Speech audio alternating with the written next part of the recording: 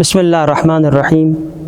Be be ام سلمہ رسول اللہ کی بارگاہ میں عرض کرتی ہیں، یا رسول اللہ، عید الاضحیٰ قریب ہے اور ہمارے پاس قربانی کرنے کے لیے پیسے نہیں ہیں۔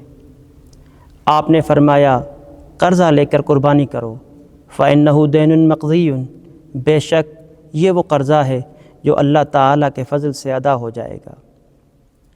امیر المومنین علیہ السلام فرماتے ہیں، اگر لوگوں کو قربانی کی فضیلت کا علم ہو جائے تو وہ قرض لے کر بھی قربانی کریں گے۔ بے شک جیسے ہی قربانی کے جانور کے خون کا پہلا قطرہ زمین پر گرتا ہے تو اللہ تعالیٰ قربانی کرنے والے شخص کے تمام گناہوں کو معاف فرما دیتا ہے۔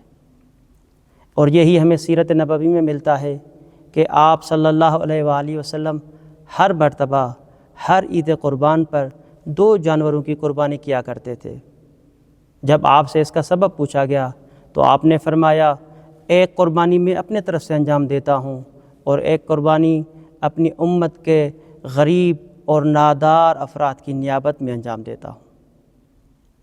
عزیزان محترم، قربانی کا فلسفہ یہی ہے کہ قربانی کا گوشت ضرورت مند افراد میں تقسیم کیا جائے، لیکن سب سے پہلے اپنے نیاز مند اور ضرورت مند رشتہ داروں کو گوشت دینا چاہیے، کیونکہ روایت میں بیان ہوا ہے، جب تک آپ کے اپنے ضرورت مند رشتہ دار موجود ہیں تو قربانی کے گوشت کو اور صدقے کو کسی اور کو نہ دو۔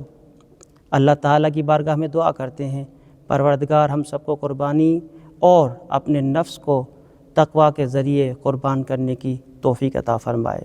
آمین یا رب العالمین۔